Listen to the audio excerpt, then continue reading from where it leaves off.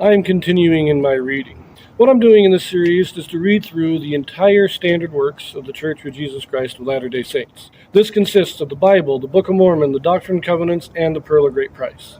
I am continuing reading in a chronological order, according to event, not according to publication or volume, so I'm skipping around a bit as I move along. We are continuing in the Doctrine and Covenants. Joseph Smith has once again traveled out to Independence, Missouri, to the land of Zion, to visit with the saints there, this in accordance with the commands of God given, I believe, in section 75 of the Doctrine and Covenants. He is traveling with Newell K. Whitney, Peter Whitmer, Jesse Gauss, and Sidney Rigdon. They come out and they hold a conference of the saints here. This takes place on the 26th of April, where we get section 82, at which time they enter into a covenant of the United Order to practice the law of consecration in Zion. And Joseph Smith kind of sets things in order, tries to get the saints to understand how this United Order is supposed to work. That will then bring us to section 83. Now, the heading to this section simply states, Revelation given through Joseph Smith the prophet at Independence, Missouri, April 30th, 1832. Recorded in History of the Church, Volume 1, pages 269 to 270. This revelation was received as the prophet sat in council with his brethren. Now remember, the conference was held on the 26th. It says on the 27th, they again transacted a considerable business relative to the salvation of the saints. And he specifically mentions that they are among a furious mob, a collection of furious mobsters at this time. So even in Missouri, he recognizes that there were mobs forming. This is a time of persecution is beginning. Remember, just before leaving Kirtland, they were attacked by a mob, him and Sidney Rigdon, tarred and feathered, not good stuff. He is seeing the same sentiment, the same spirit here in Missouri surrounding the saints here. On the 28th and 29th, he travels to Kaw Township, where the Colesville saints have settled.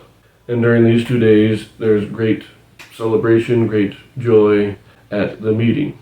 He then returns to Independence on the 30th for another conference of the brethren in Zion. And it's at this second conference that we get this revelation. And it states, Verily thus saith the Lord, in addition to the laws of the church concerning women and children, those who belong to the church who have lost their husbands or fathers, women have claim on their husbands for their maintenance until their husbands are taken. And if they are not found transgressors, they shall have fellowship in the church. And if they are not faithful, they shall not have fellowship in the church. Yet they may remain upon their inheritances according to the laws of the land. All children have claim upon their parents for their maintenance until they are of age.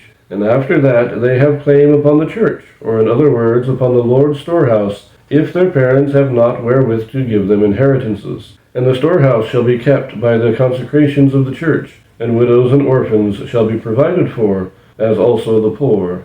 Amen.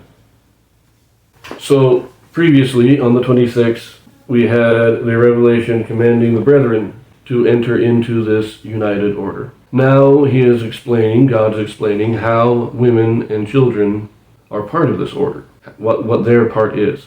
The men are the ones that actually enter the covenant of the united order. Their wives have claim on the men for their support. Once their husband dies, if the women are faithful to the gospel, then they have claim in their husband's place. They still have fellowship in the church. And so they have full claim in the order as if their husbands were still there. If they are transgressors, if they are not following the commandments of God, they still have claim to the inheritance that was given them. They still inherit from their husband whatever stewardship, whatever land their husband owned. It goes to them. But they have no claim on anything else in the church, so they have no claim on the storehouse, because they are not in fellowship with the church. Children are to be supported by their parents. So they have their portion in the united order through their father or their mother, if their father is dead and their mother is still faithful.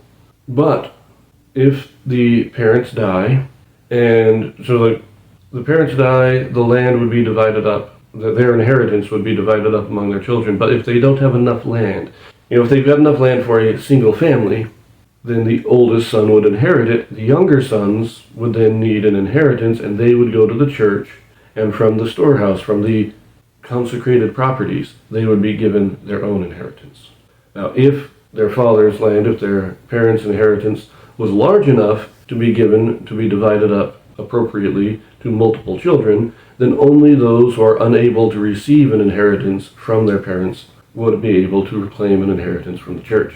We're seeing much more detail on how this all works in the United Order. It's a very short section, but it actually gives us a lot of insight into how God wanted the United Order to operate. But we're going to leave it there, and we're actually going to turn to section 99 next, because it's next one in order chronologically. But we'll talk about that next time, and I will see you there.